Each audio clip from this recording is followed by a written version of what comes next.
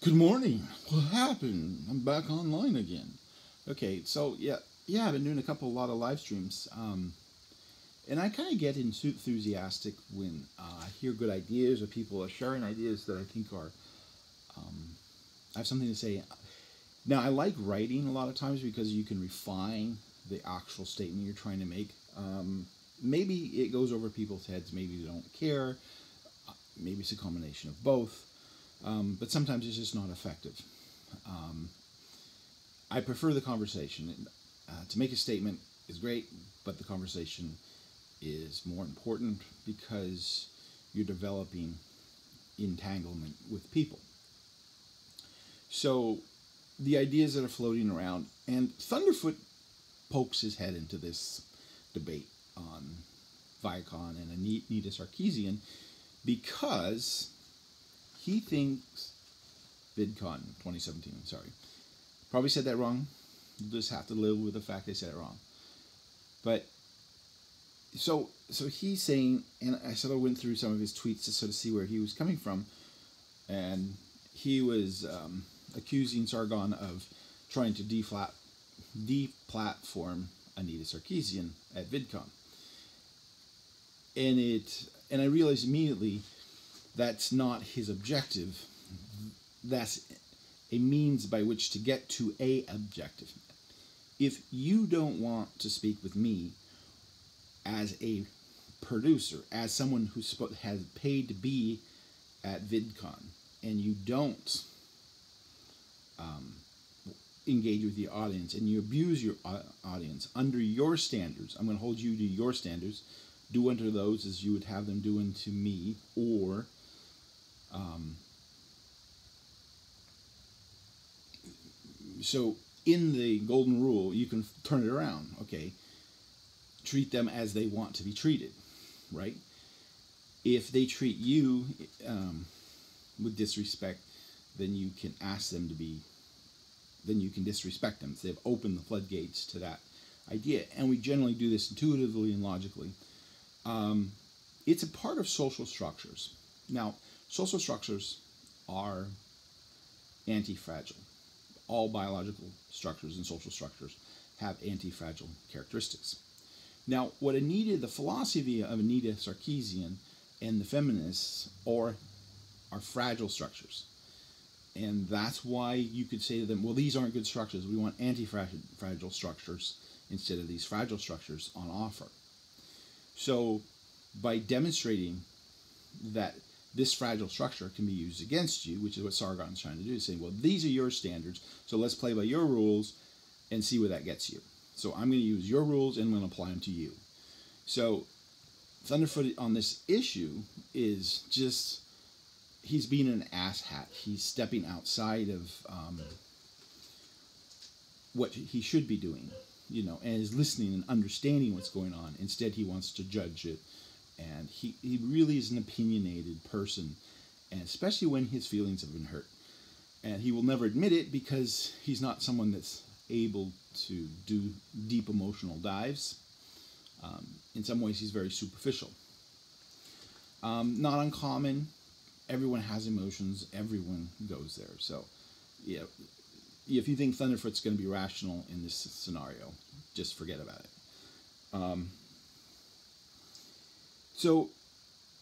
But it really made me start thinking about anti-fragile versus fragile. And Sargon's strategy is to get a conversation, but you can't force someone to have a conversation with you. But if you give them an option, like, hey, you're going to lose your presence on the stage, or you can have a conversation with your detractors. Now, I don't know what's going to happen, but it's an interesting strategic ploy on Sargon's part. What kind of leverage can he get? Can he have a conversation? And so I do support Sargon, and in that strategy. To what effect that's going to be, I don't know. Whether he can engage in a conversation, he's willing to do a lot.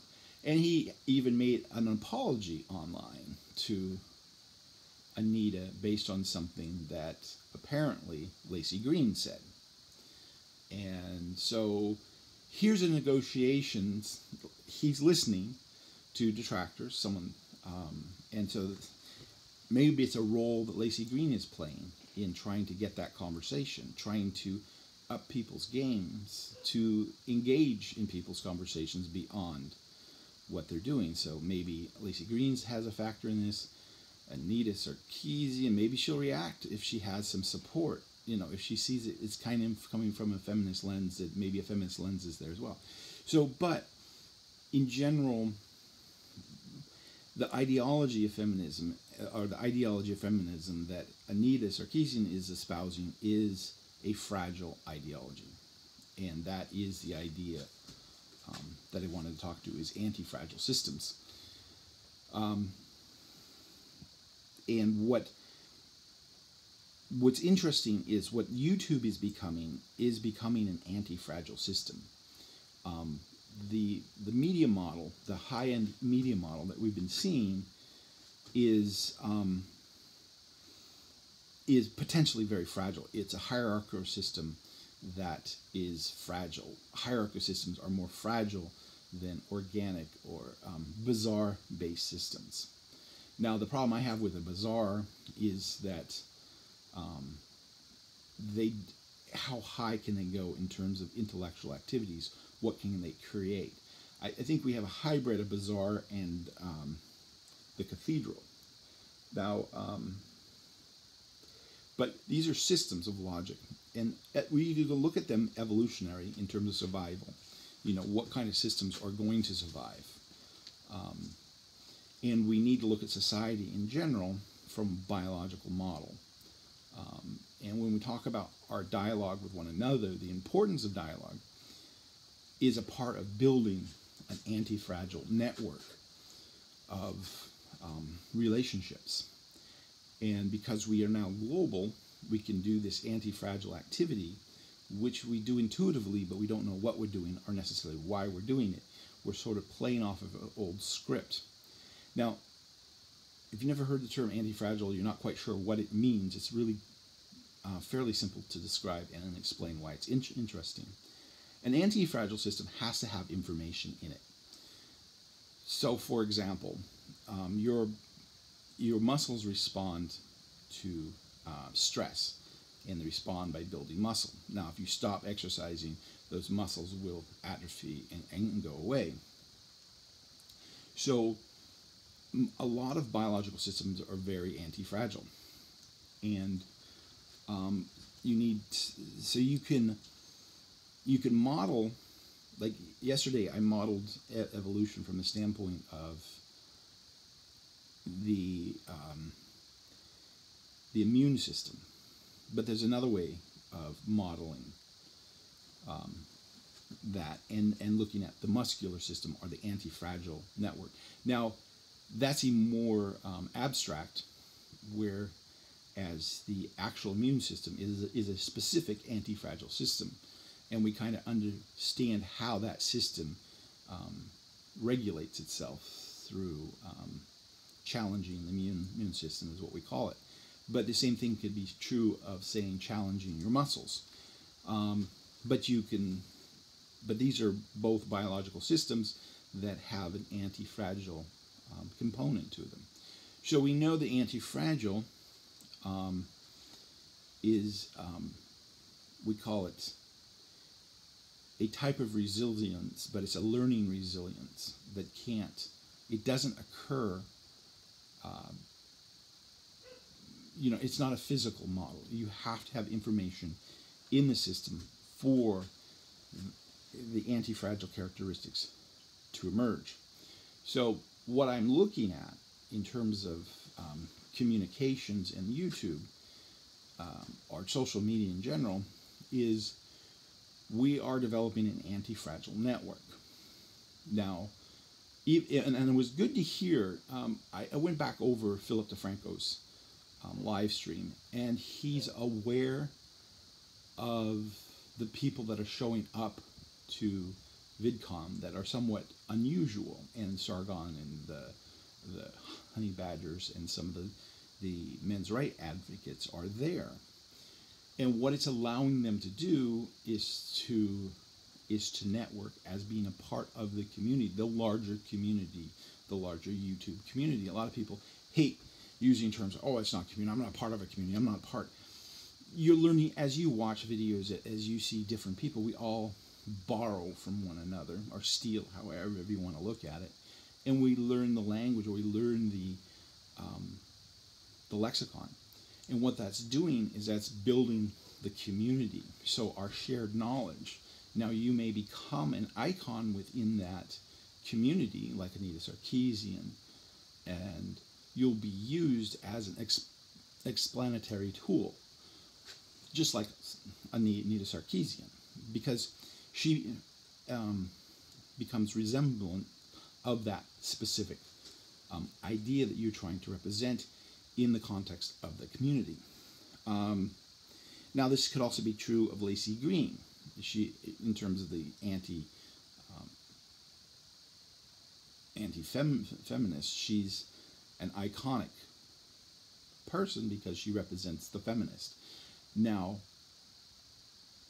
she's changing her role, and in many ways, she's emblematic of what we all need to think about, is when you're attacked, turn around and face your attacker. They're either going to back down, they're going to have good arguments, and you can have an interesting conversation. But when people are throwing ad hominems around, you know, you duck a lot of times. And I think we're seeing the breadth of this evolution. And that's why I think VidCon is good for, and is to think about, what are you doing there? I mean, Tim Poole made a point of saying going to parties is work. I have a feeling he was a lot more productive at this VidCon than he has been at previous ones. And I think he's probably beginning to hit his stride. And so I expect a lot of him to emerge, continue to emerge, because the right people, you know, his communication within the larger network is growing.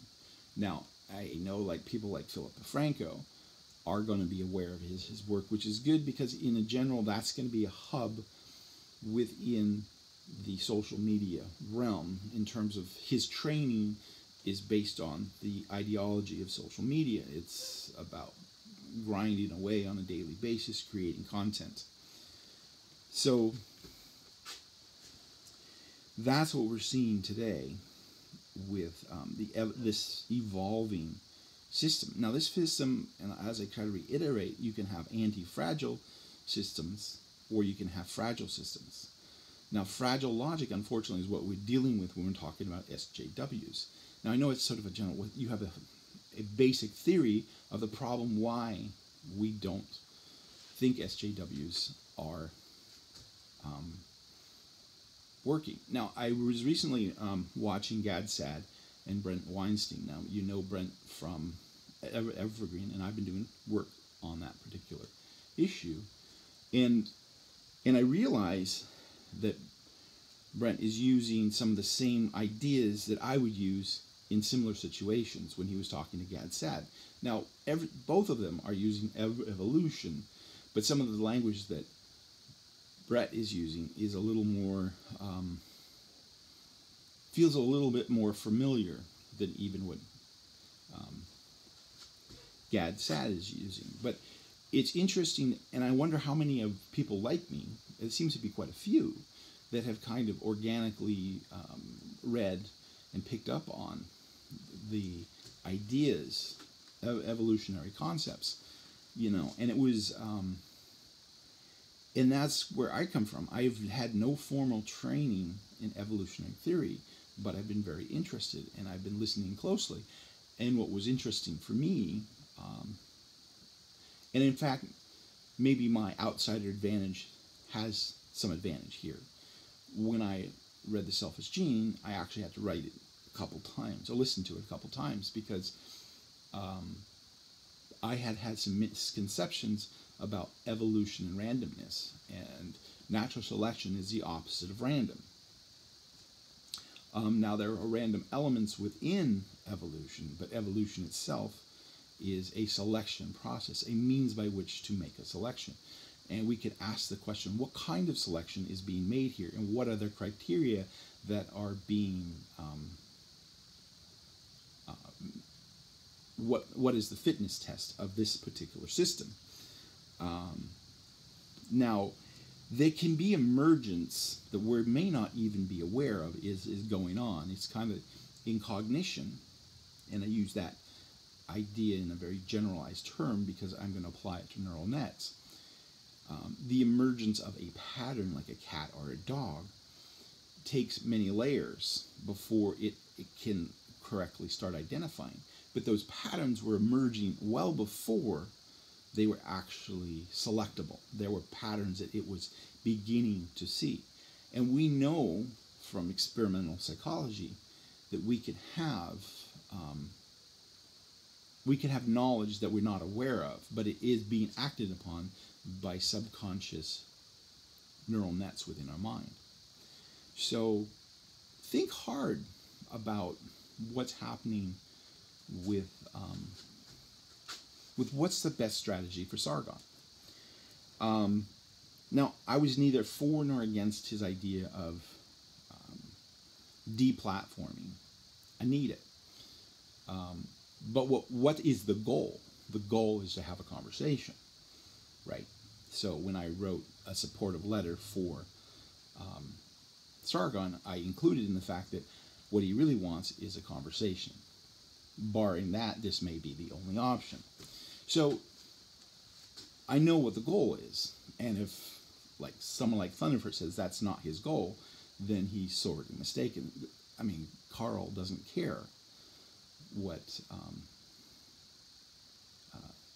care about deplatforming Anita. What he cares about is the conversation and pursuing and not being vilified for being willing to question the authority.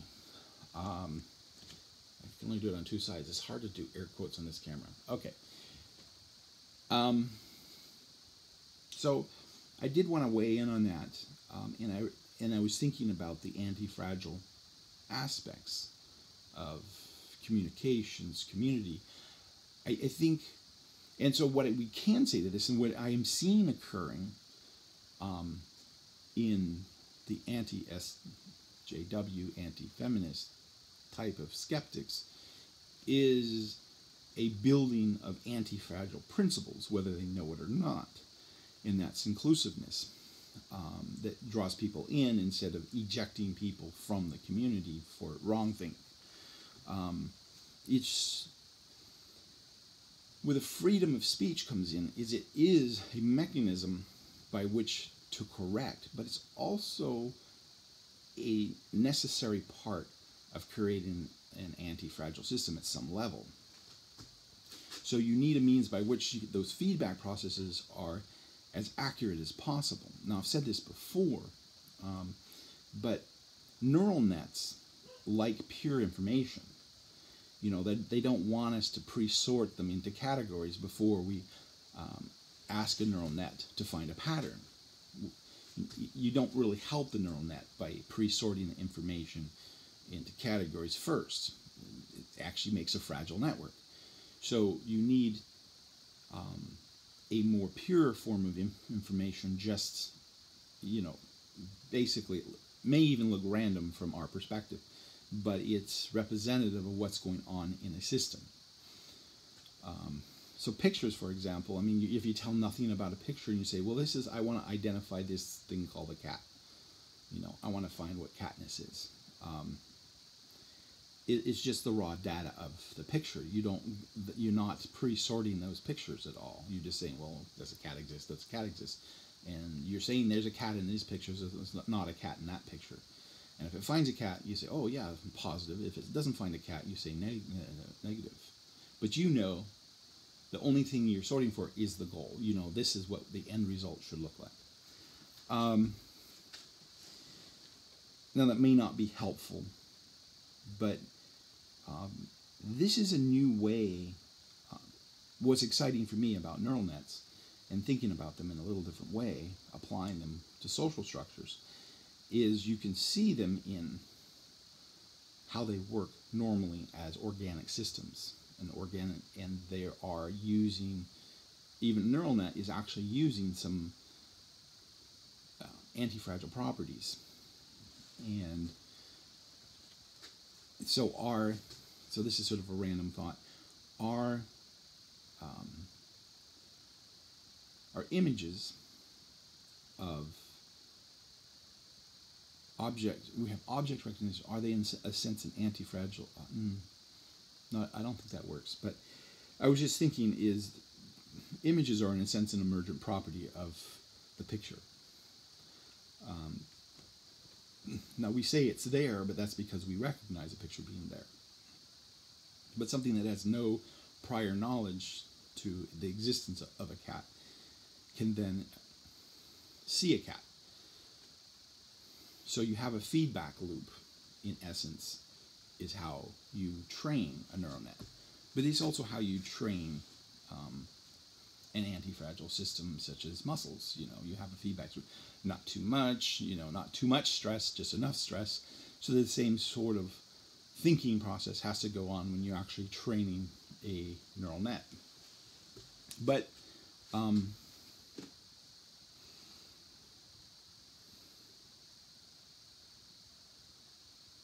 so yeah, this is my morning sort of like brain